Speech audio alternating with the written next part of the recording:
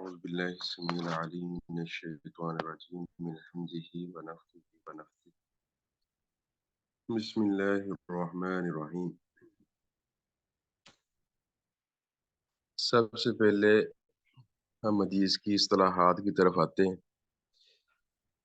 تو کل ہم نے یہاں تک پڑھا تھا کہ جو حدیث صحیح ہوتی ہے، معتبر ہوتی ہے، تو اس کی 5 شرائط ہوتی ہیں۔ 2 کا تعلق راوی کے ساتھ ہے، بیان کرنے والے کے ساتھ ہے۔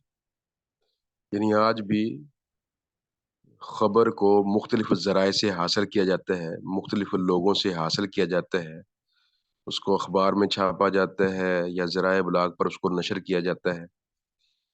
تو لیکن آج بھی ان چیزوں کو خیال نہیں رکھا جاتا۔ آج کے ترقی یافتہ دور کے اندر بھی ان چیزوں کو مد نظر نہیں رکھا جاتا جو آج سے سینکڑوں سال پہلے اہل علم نے لوگوں کے سامنے رکھ دی، اللہ کے نبی صلی اللہ علیہ وسلم کی حدیث کے بارے میں۔ تو کہا جب کوئی خبر کوئی اللہ کے نبی صلی اللہ علیہ وسلم سے آئے، کوئی حدیث ملے، تو اس کے اندر ان 5 شرائط کو دیکھنا ہے۔ 2 تھی راوی کے متعلق کہ وہ آدمی عادل ہو، یعنی صاحب اخلاق ہو، اور اچھائیوں کا کرنے والا، برائیوں سے بچنے والا ہو، اچھی عادات کا مالک ہو۔ اور دوسری تھی کہ اس کا ضبط اچھا ہو، یاد اچھی ہو، لکھتا ہو تو لکھ کر کاپی اپنی رجسٹر محفوظ رکھے۔ اور تیسری تھی کہ سند، وہ جو بیان کرنے والا راوی ہیں، شاگرد اپنے استاد سے بیان کر رہا ہے، وہ آگے اپنے استاد سے، وہ آگے اپنے استاد سے، یوں کرتے کرتے اللہ کے نبی تک بات پہنچتی، یہ سند ہوتی ہے۔ تو سند کے اندر وہ واقع ہی میں استاد اور شاگردی ہوں، ان کے درمیان کوئی گیپ نہ ہو، کہ یہ نہ ہو کہ کٹاؤ آ گیا ہو، کٹ گئی ہو سند، تو کٹی ہوئی نہ ہو، سند ملی ہوئی ہو۔ پھر چوتھی شرط ہم نے پڑھی تھی کہ سند کے اندر کوئی علت اور خرابی نہ ہو۔ 5ویں تھی کہ بلکہ حدیث میں خرابی نہ ہو۔ تو یہ آخری جو 2 شرطیں ہیں، ان کا تعلق حدیث سے ہے۔ پہلی 2 کا تعلق راوی سے، تیسری کا تعلق جو ہے وہ سند سے ہے، وہ جو راویوں کا ایک سلسلہ ہوتا ہے نبی تک صلی اللہ علیہ وسلم جو بات لے کے جاتے ہیں، تو اس سے ہے تیسری شرط کا تعلق۔ اور آخری 2 شرطوں کا تعلق جو ہے وہ حدیث کے ساتھ ہے، کہ حدیث کے اندر کوئی خفیہ خرابی نہ ہو۔ یہ تو ظاہری خرابیاں تھیں، اس کے علاوہ کوئی خفیہ خرابی۔ تو خفیہ خرابیاں کیا کیا ہوتی ہیں وہ انشاءاللہ آگے ہم پڑھیں گے۔ تو 5ویں شرط تھی کہ حدیث شاذ نہ ہو۔ شاذ کہتے ہیں ایسی حدیث کو کہ جس کو بیان کرنے والا انسان معتبر ہوتا ہے، تو لیکن وہ جو بات بیان کر رہا ہے اس سے زیادہ معتبر بندہ جو ہے اس کے الٹ بات کیا بیان کر رہا ہے۔ تو اب یہ 2 لوگ ہیں، دونوں ایک دوسرے کے الٹ بیان کر رہے ہیں۔ تو یعنی ایک بندہ کہہ رہا ہے جی استاذ کہہ رہے ہیں کھڑے ہو، جو دوسرا کہہ رہا ہے جی استاذ کہہ رہے ہیں بیٹھ جاؤ، بالکل الٹ بات۔ تو ایسے اب جو بندہ تو معتبر ہے، ثقہ ہے، اس کی حدیث جو ہے وہ اگر عام طور پر دیکھی جاتی وہ معتبر تھی، قابل قبول تھی، اسے کہتے ہیں صحیح حدیث۔ لیکن اس سے بھی زیادہ معتبر بندہ وہ اس کی مخالفت کر رہا ہے، تو یہ جو کم معتبر ہے پھر اس کی حدیث کو شاذ کہہ دیں گے۔ یعنی عام قاعدے اور قانون کے لحاظ سے تو وہ صحیح تھی، ثابت تھی، لیکن اب ایک زیادہ معتبر بندے کی مخالفت کی وجہ سے وہ حدیث جو ہے وہ ضعیف ٹھہرے گی، کمزور ٹھہرے گی، اس کو شاذ کہیں گے۔ تو یعنی انسان حدیث بیان کرتے وقت اپنے سے زیادہ اعتبار والے شخص کی مخالفت نہ کرے، تو یہ بھی ایک شرط ہے۔ اگر کرے گا تو اس کی حدیث جو ہے وہ شاذ بن جائے گی۔ تو یہ تھی بہرحال یہ حدیث کی 5 شروط، کہ یہ 5 شرطیں اگر ہوں گی تو پھر حدیث جو ہے وہ معتبر ہوگی۔ راوی عادل ہو، راوی ضابط ہو، اور نمبر 3 یہ کہ راوی کی عدالت اور ضبط کے ساتھ ساتھ سند جو ہے متصل ہو، اور نمبر 4 وہ معلول نہ ہو، یعنی اس کے اندر کوئی خفیہ خرابی نہیں ہے، اور نمبر 5 کہ وہ حدیث جو ہے وہ شاذ بھی نہ ہو۔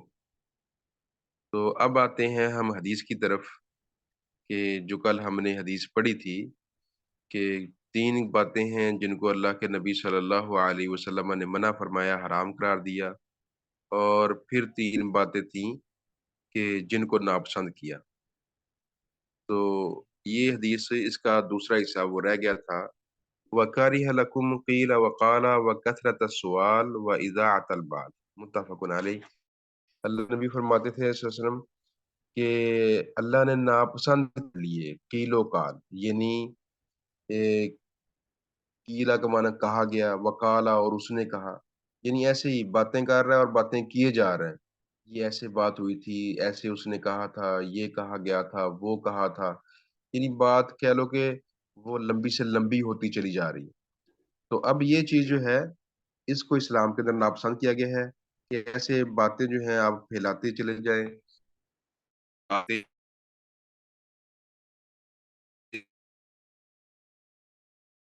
تو بہرحال بات بڑھانے سے بچنا چاہیے، ٹو دی پوائنٹ جو ہے وہ بات کی جائے اور بات پھر ختم کی جائے۔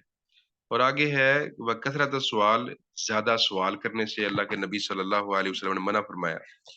تو زیادہ سوال یعنی فضول سوال، کام کا سوال ہو ٹھیک ہے وہ کیا جا سکتا ہے، لیکن ایسے ہی فضول سوال جو ہے وہ کرنے سے اللہ کے نبی صلی اللہ علیہ وسلم منع فرماتے ہیں۔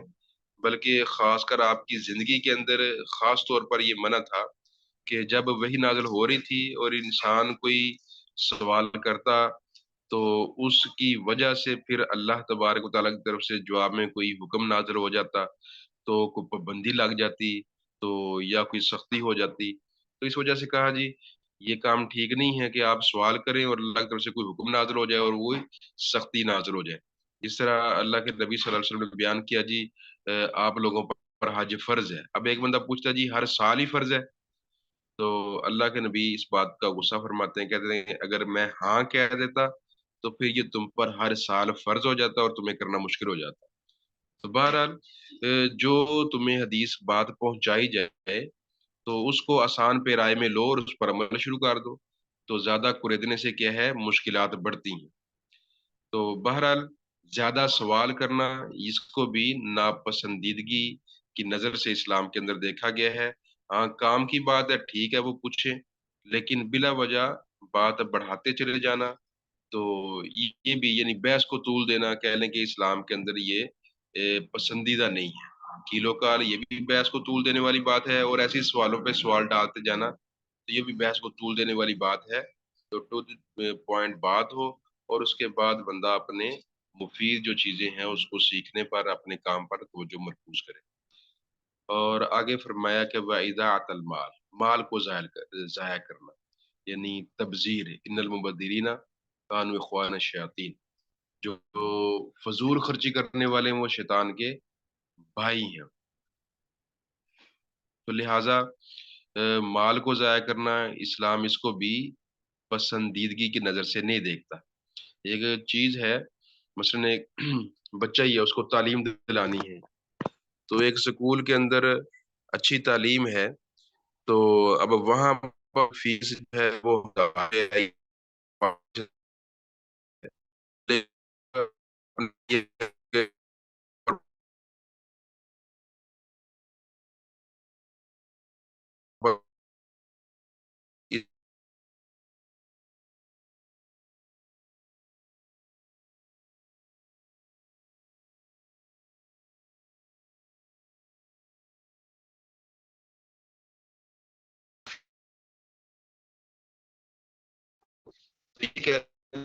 فضولی ہے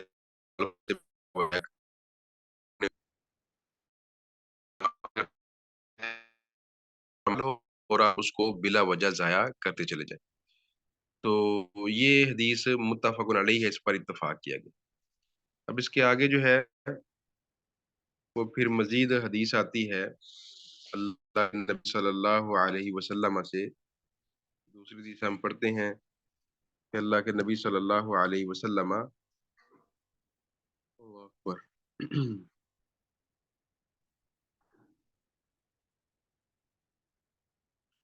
ہاں جی، عن عبداللہ بن عمر بن العاص رضی اللہ تعالی عنہ، عبداللہ بن عمر بن عاص رضی اللہ تعالی عنہ سے یہ روایت ہے अन नबी सल्लल्लाहु अलैहि वसल्लम, वो नबी सल्लल्लाहु अलैहि वसल्लम से बात करते हैं, क़ाल, आपने फरमाया, रिदल्लाहि फी रिदल वालिदैन, अल्लाह की रजामंदी वालिदैन की रजामंदी में है। वसाखतुल्लाहि फी साखतिल वालिदैन, और अल्लाह की नाराजगी वालिदैन की नाराजगी में है। अखरजहु तिरमिज़ी, इस हदीस को इमाम तिरमिज़ी रहमहुल्लाह ने बयान किया है, निकाला है। वसहहु इब्नु हिब्बाना वल हाकिम, और इब्ने हिब्बान और हाकिम ने इसको सही करार दिया है, मोतबर करार दिया है। तो अब ये हदीस अब्दुल्लाह बिन अमर बिन आस रदियल्लाहु ताला अन्हु से मरवी है। अमर बिन आस के बारे में जिस तरह बताया था कि ये दुहातुल अरब, अरब के बहुत बड़े दानश्वर थे ये अमर बिन आस, उनके बेटे हैं अब्दुल्ला। और अब्दुल्ला जो हैं ये बहुत बड़े इबादत गुजार थे। इनके बारे में अबू हुरैरा रज़ियल्लाहु ताला अन्हु वो बयान फरमाते हैं कि लोग कहते हैं जी अबू हुरैरा बहुत हदीसें बयान करता है, तो मेरे पास बहुत हदीसें हैं।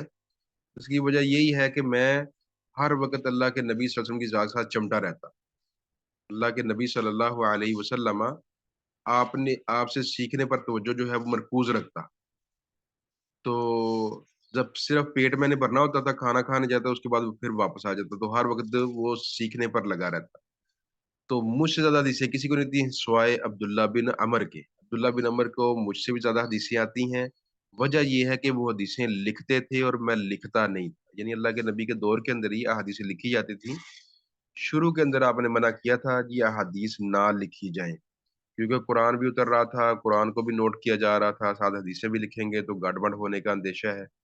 तो बाद में जब वो आदतें ठहर गईं और आदतें मज़बूत हो गईं, तो फिर कुरान भी लिखा जाता रहा और अहादीस भी लिखी जाने लगीं। तो बहरहाल अबू हुरैरा कहते हैं रज़ियल्लाहु ताला अन्हु कि मुझसे भी ज़्यादा हदीसें वो अब्दुल्लाह बिन अमर को आती हैं, ये कि जो अहादीस लिखते हैं, और मैं चूँकि हदीसें लिखता नहीं था, ज़ुबानी याद करता, तो ज़ुबानी अल्लाह अज़्ज़ व जल ने इनको एक हाफ़ज़ा दिया था, और अरब जो हैं हाफ़ज़े के अंदर वैसे बड़े माहिर थे।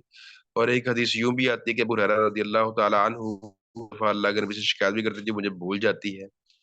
तो आपने फिर फरमाया कपड़ा बिछाओ, उन्होंने कपड़ा बिछाया, तो आपने वैसे ही हवाई तौर पर ही जिस तरह होता है कि वो हवा के अंदर ही अपने लप भरे, हाथ जिस तरह हम बुक कहते हैं, तो भरे और कपड़े में डाल दिए 3 दफ़ा। तो कहा अबू हुरैरा इसको अपने सीने से लगा लो। अबू हुरैरा ने लगाया, तो कहते फिर मुझे उसके बाद कोई शै भूली ही नहीं। तो यानी एक तो मेहनत, दिन-रात इल्म का हसूल, और उसके बाद फिर हाफ़ज़े की मज़बूती। अल्लाह के नबी सल्लल्लाहु अलैहि वसल्लम की तरफ से ये जो आपके साथ अमल किया गया है, उसकी वजह से, उसकी बरकत से अल्लाह तबारक व तआला ने जो आपका ज़हन मज़बूत कर दिया, तो उसकी वजह से फिर बहुत सी अहादीस इनसे लोगों को पहुँची हैं। तो बहरहाल अब्दुल्ला बिन अमर से हदीसें कम मरवी हैं, ज़्यादा अबू हुरैरा से मरवी हैं। सबसे ज़्यादा कुतुब अहादीस में अहादीस अबू हुरैरा से मरवी हैं। तकरीबन 5374 गालबन हदीसें हैं जो अबू हुरैरा से मरवी हैं। तो अब्दुल्ला बिन अमर से इनसे कम हैं। तो लेकिन बहरहाल उनको लिखने की वजह से महफूज़ उनके पास ज़्यादा थी। तो अब्दुल्ला बिन अमर जो हैं वो नबी सल्लल्लाहु अलैहि वसल्लम से ये सही हदीस रिवायत करते हैं कि अगर अल्लाह को राज़ी करना है, तो फिर ये है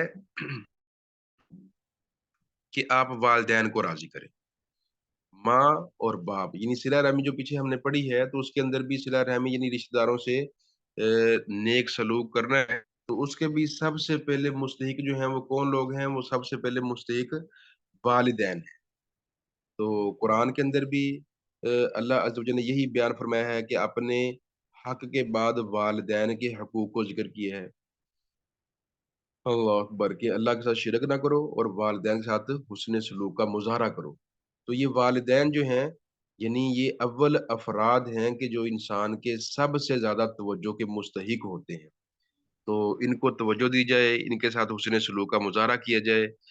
इनकी बसा औक़ात कोई बात जो है नागवार भी गुज़रे, तो इंसान ख़ंदा पेशानी से उसको बर्दाश्त कर ले। और कि अब बात ये होता है कि माँ के यहाँ होती है परेशानी, तो होती है। थोड़ा ये है कि जो वालिदैन हैं उनको भी ये समझदारी का मुज़ाहरा करना चाहिए। समझदारी का मुज़ाहरा यही है کہ اولاد کو مثلاً ایک کام کہنا ہے تو اس کو کام بتا دیجئے کہ بیٹا آپ نے یہ کام کرنا ہے، تو وہ بیٹا پھر وہ دیکھے گا جی میں کون سا وقت مجھے سوٹ کرتا ہے، تو اس وقت وہ بازار جائے اور اپنے بھی ساتھ کام کرے، ان کا بھی ساتھ کام کرے۔ تو اب یکدم جب کسی کو کام کہتے ہیں تو پھر تھوڑی دقت ہوتی ہے۔ تو بہرحال والدین اچانک بات کہہ دیں، اچانک حکم دے دیں یا وہ پہلے سے بتایا ہوا انہوں نے ہو، تو حکم تو ان کا ماننا ہے۔ بہرحال یہ ہے کہ اب ماشاء اللہ یعنی سمجھدار والدین ہوتے ہیں، تو وہ یہ چاہتے ہیں کہ ہماری اولاد رب کے عذاب کی مستحق نہ بنے۔ اگر وہ ہماری نافرمانی کرے گی تو ان کے رب کے عذاب کا سامنا کرنا پڑے گا۔ تو وہ حکم نہیں دیتے بلکہ وہ مشورہ ٹائپ بات کرتے ہیں کہ بیٹا میری رائے یہ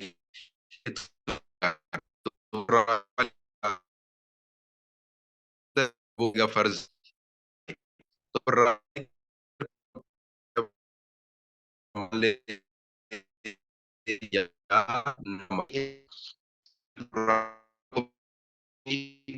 حکم کے کم دیا ہے لیکن میرے والدین سمجھدار ہیں تو انہوں نے مجھے بچانے کے لیے وہ حکم والے انداز میں بیان نہیں کیا تاکہ میں اللہ کے ہاں اگر وہ نافرمانی بھی ہوتی ہے تو اللہ کے ہاں مجرم نہ ٹھہروں۔ تو کر لیں تو یہ ایک رائے والا انداز اور ساتھ بچے کی رائے کو بھی کرے گا۔ اور دوسرا یہ کہ اس کو بیٹھے بیٹھے اچانک ہونے کے بجائے اس کو اتنے سے بتا دیا ہو کہ یہ چیز درکار ہے، وہ اپنے حساب سے پھر اس کو لیتا ہے، بھی اولاد کے لیے بڑی سہولت ہے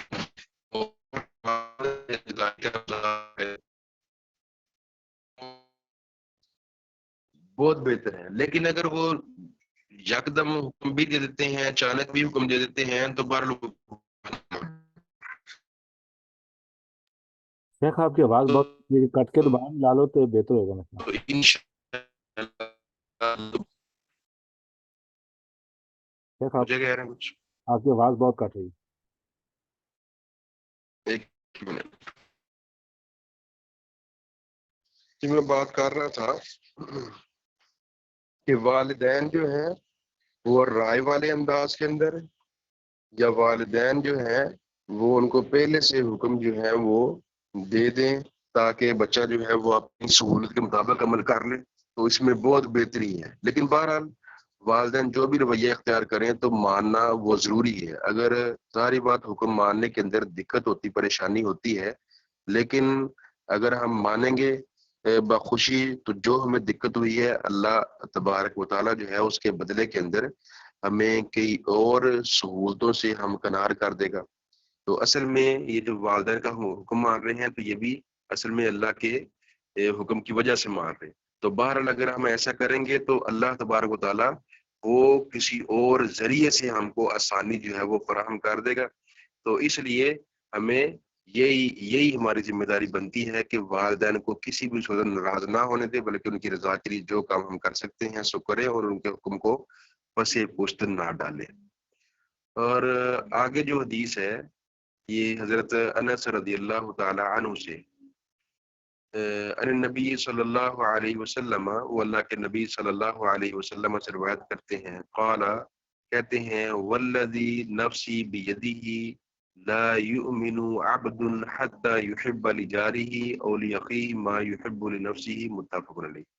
قسم ہے اس ذات کی، نبی فرماتے ہیں قسم ہے والذی، قسم اس ذات کی نفسی میری جان بیدہ ہی جس کے ہاتھ میں ہے، یہ کا معنی جس کے ید کہتے ہیں ہاتھ کو، جس کے ہاتھ میں میری جان ہے، مجھے اس ذات کی قسم، لا یؤمن نہیں مومن ہو سکتا، نہیں ایمان والا ہو سکتا، عبد کوئی بندہ، حتیٰ کہ یحبا وہ پسند کرے، لی جاری ہی اپنے پڑوسی کے لیے، جار کہتے ہیں پڑوسی کو، لی کے لیے، لی جاری اپنے پڑوسی کے لیے، او یا کہا لی اخی اپنے بھائی کے لیے، اخ کہتے ہیں بھائی کو، ما یحب جو وہ پسند کرتا ہے، لی نفسی ہی اپنی ذات کے لیے، متفق علیہ، اس پر اتفاق کیا گیا ہے۔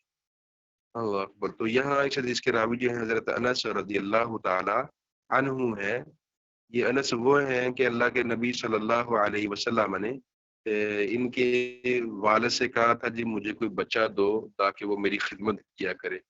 تو اصل میں بڑے جو ہیں ان کو خدمت کی ضرورت ہوتی ہے، تو انہوں نے پھر اپنا بیٹا انس جو ہے وہ اللہ کے نبی کے حوالے کر دے کہ اس سے آپ اپنے کام کاج کروا سکتے ہیں. ظاہر بات چھوٹے موٹے کام پڑتے رہتے ہیں، انسان کو باہر آنا جانا ہوتا ہے، تو بندہ خود ہر کام کے لیے جائے. تو اللہ کے نبی کی تو بیٹیاں تھیں، تو باقی باہر کے کام پھر آپ کو خود کرنے پڑتے.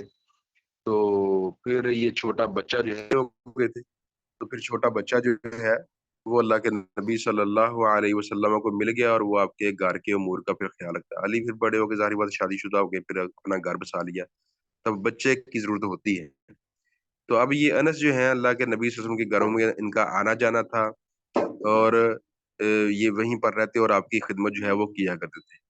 تو بہرحال اس سے یہ بھی معلوم ہوتا ہے کہ اگر کوئی صاحب صلاحیت یا کوئی نیک شخصیت ہو، کوئی اعلیٰ کردار کی حامل شخصیت ہو، تو اپنی اولاد کو ان کی خدمت کے اندر کہہ لیں بھیج دینا، تو اس سے بھی یعنی اللہ کی طرف سے بہت خیر کی امیدیں ہوتی ہیں. جس طرح حضرت انس کو بہت زیادہ خیر ملی، تو ان کی کارکردگی پر خوش ہو کر انس بتاتے بھی ہیں کہ میں خدمت کرتا رہا ہوں، تو لیکن کبھی اللہ کے نبی نے مجھے یہ نہیں کہا کہ یہ کام تم نے کیوں کیا، یا یہ نہیں کرنا تھا یا یہ کرنا تھا. کوئی مجھے ایسی ڈانٹ ڈپٹ نہیں کی.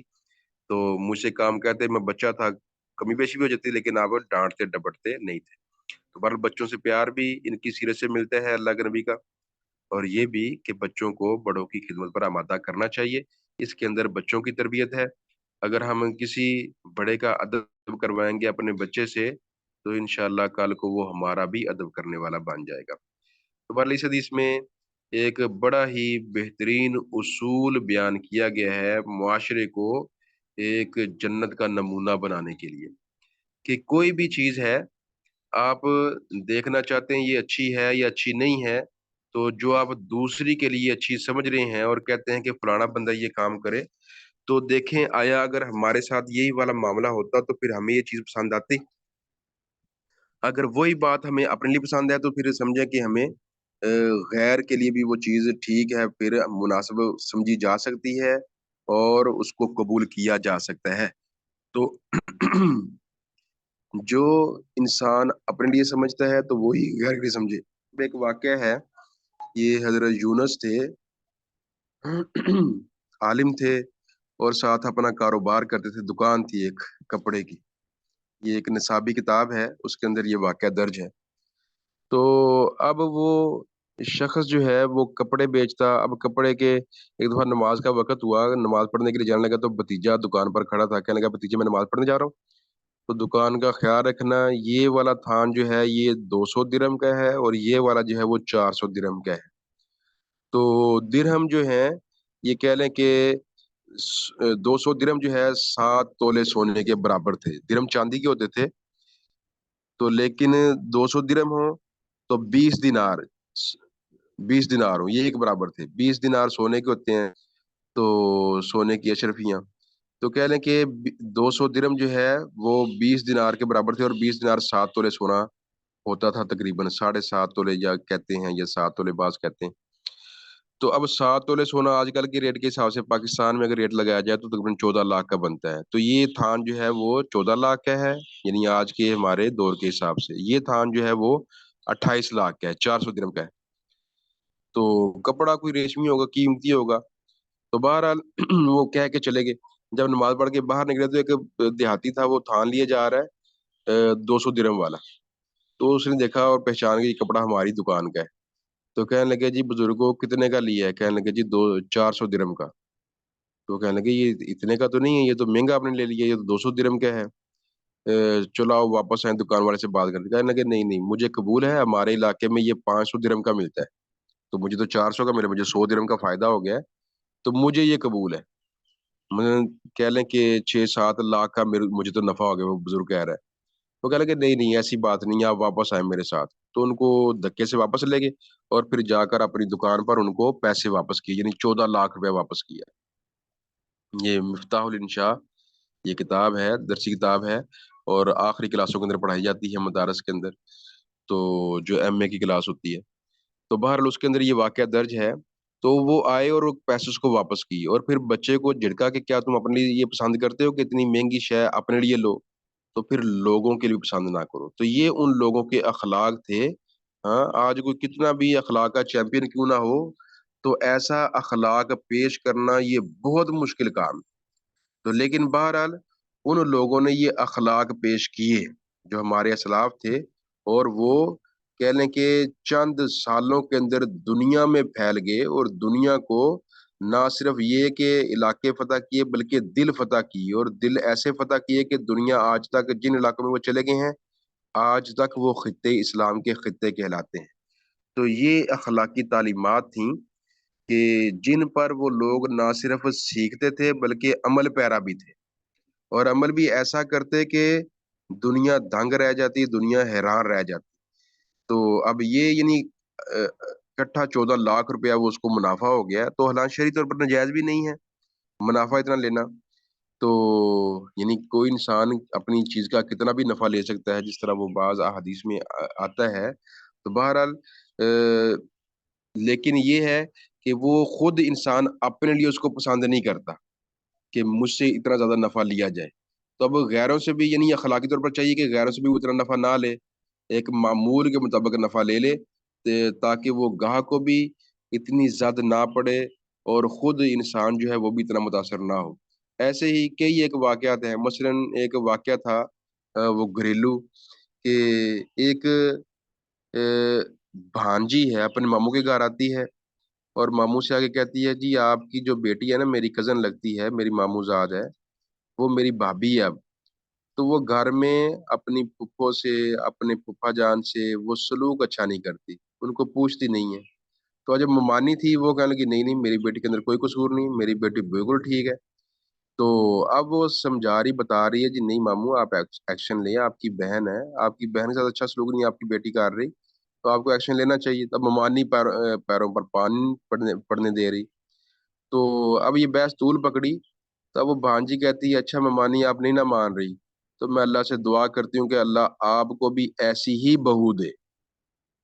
جب اس نے یہ کہا نا، تو ممانی ساتھ ہی وہ شور کرنے لگی، تو مجھے بدوائیں دے رہی، بدوائیں دے رہی۔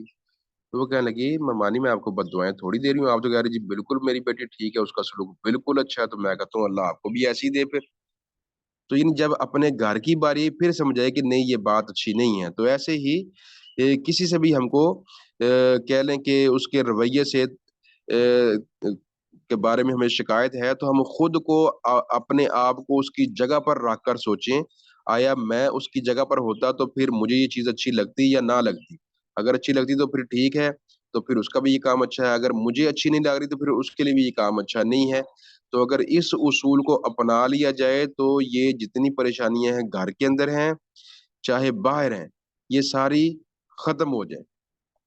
تو بہرحال اللہ کے نبی صلی اللہ علیہ وسلم یہ بات کر رہے ہیں، بہت بڑی بات کی آپ نے، قسم اٹھائی ہے، قسم اٹھا کے کہا ہے جی بندہ مومن ہو سکتا ہی نہیں ہے، ایمان کے لیے یہ بات ضروری ہے کہ وہ اپنے پڑوسی کے لیے اور اپنے بھائی کے لیے، مراد رشتہ دار کا بھی ذکر آ گیا اور محلے والے کا بھی ذکر آ گیا، محلے داروں کے ساتھ بھی رویہ برتاؤ یہی ہونا چاہیے، اور رشتہ داروں کے ساتھ برتاؤ بھی یہی ہونا چاہیے کہ جو چیز آپ کو اپنی ذات کے لیے پسند ہے اپنے محلے دار کے لیے، اپنے رشتہ دار کے لیے وہی پسند کریں۔ یہ آپ سلوک کر کے دیکھیں، دیکھیں کیسے انشاءاللہ وہ جنتی ماحول۔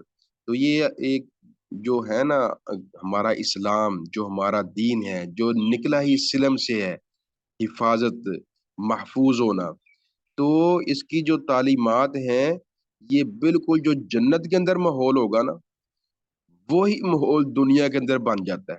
اگر اسلام کی تعلیمات کو بندہ دل پر لے، مثلا ہمیں شکایتیں ہوتی ہیں جی لوگ ایسے نہیں کرتے، ٹھیک ہے، ہم لوگوں میں سے ہم بھی ایک فرد ہیں، تو اگر ہم اپنی اصلاح کر لیں یا ہماری نسل کی اصلاح ہمارے ہاتھوں کے اندر ہے، ہم اس کو جو چاہے سو بنا سکتے ہیں، ان کی اصلاح کر دیں، تو کم از کم کوئی 4 5 لوگ، کوئی 10 لوگ انشاءاللہ وہ تو ایسے تیار ہوں گے کہ جن کا وہ جو اسلام کی حقیقی تصویر جو کتابوں کے اندر ہے، تو وہ ظاہر کے اندر نظر آنا شروع ہو جائے گی۔ جب نظر آئے گی ظاہر طور پر، تو انشاءاللہ ماحول ایسا بن جائے گا جو جس کی جنت کے اندر ہمیں مثالیں جو ہے وہ نظر آتی ہیں، ہم پڑھتے ہیں تو جنت میں مثالیں نظر آتی ہیں. تو بہرحال یہ کوئی بھی امر ہو، کوئی بھی کام ہو، تو آپ اپنے آپ کو اس دوسرے بندے کی جگہ پر رکھ کر دیکھیں کہ اگر یہی والا سلوک، یہی والی بات اگر مجھے ہو تو مجھے یہ قبول ہے، تو پھر ٹھیک ہے، میرے بھائی کے لیے، میرے پڑوسی کے لیے بھی یہ قابل قبول ہونی چاہیے. اگر مجھے قبول نہیں ہے تو پھر میری طرف سے کسی پڑوسی یا بھائی کو بھی ایسے سلوک کا سامنا نہیں کرنا چاہیے، ان کو بھی خیر کے کاموں کا ہی سامنا کرنا چاہیے. تو اللہ ہمیں سمجھ کے عمل کی توفیق عطا فرمائے.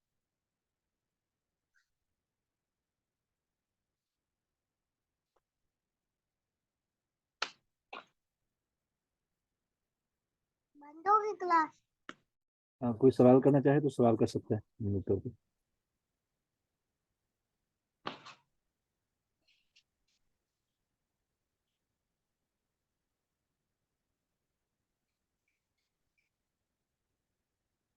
یہ کتاب جو ہے وہ حدیث کے گروپ میں شیئر کی گئی ہے. اگر جس کسی کے پاس نہ ہو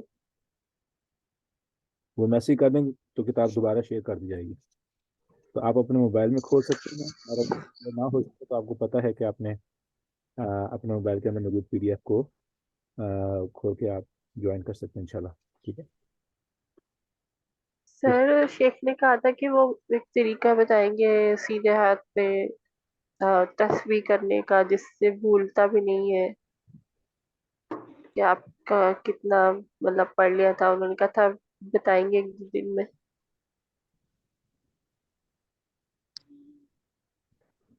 جی اس کا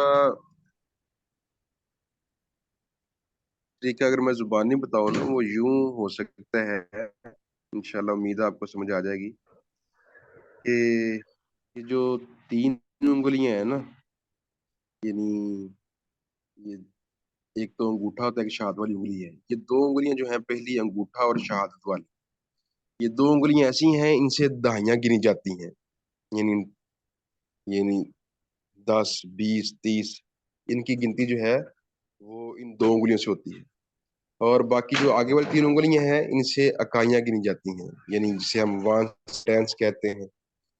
تو یعنی 1 2 3 4 5 6 7 8 9 9 تک یہ گنتی ہوتی ہے ان 3 انگلیوں پر، اور باقی 10 20 اور 30 کی گنتی ہوتی ہے انگوٹھے اور شہادت والی انگلی پر. تو اب گنتی یوں کرنی ہے کہ پہلے وہ جو چھوٹی انگلی ہے جسے ہم چھنگلی کہتے ہیں اردو کے اندر، تو اب اس کو پہلے بند کرنا ہے قریب.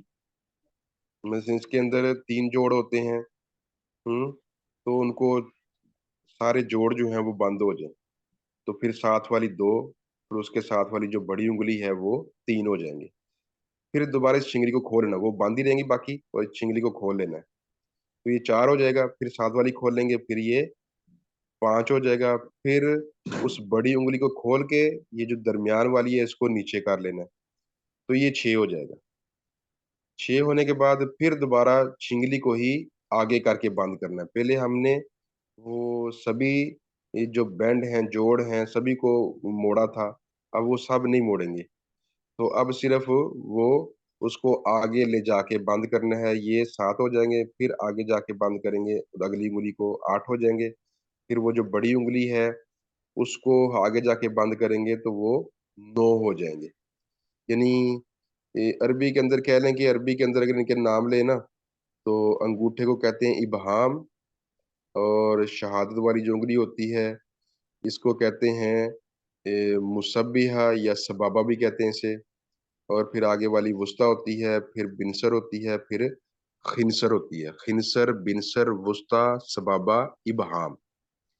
تو یہ یعنی انگوٹھا اور شہادت والی انگلی، یہ ابہام اور سبابہ جو ہے، یہ انگلیاں جو ہیں یہ دہائیوں کے لیے ہیں، اور ساتھ والی 3 جو ہیں یہ اکائیوں کے لیے ہیں. تو بہرحال اس طرح یہ 9 تک گننی ہے. پہلے یعنی چھنگری جو ہے اس کو قریب بند کیا، پھر ساتھ والی، پھر ساتھ والی، یہ 3 ہو گئے.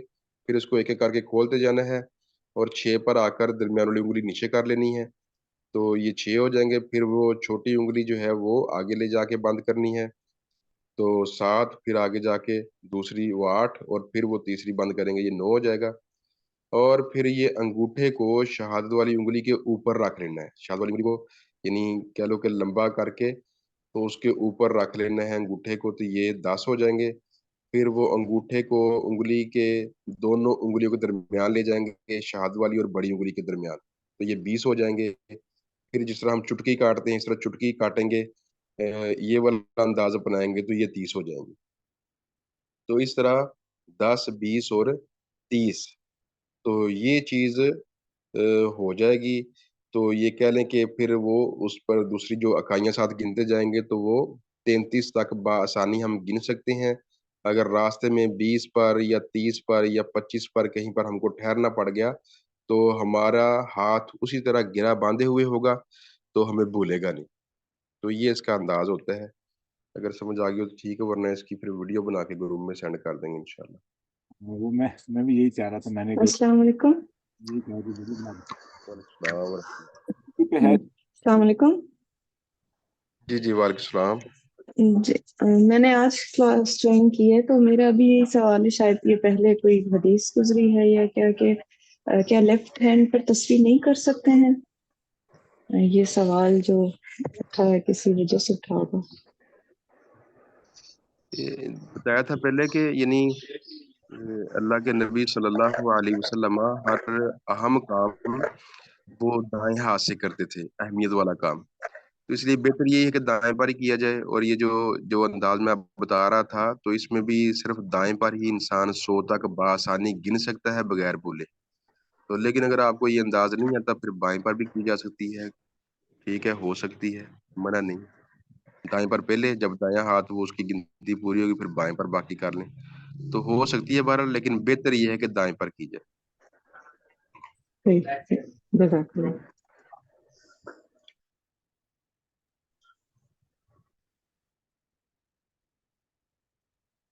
سر سمجھ تو آ گئی ہے آپ نے جو بتایا ہے طریقہ، لیکن کافی جی لوگوں جی کو کنفیوژن ہوگی، تو آپ ویڈیو بھیج دیں کیونکہ مجھے تو سمجھ آ گئی ہے آپ نے کیا بتایا. ٹھیک ہے، اللہ برکت. انشاءاللہ پھر ویڈیو بھیج دیتے ہیں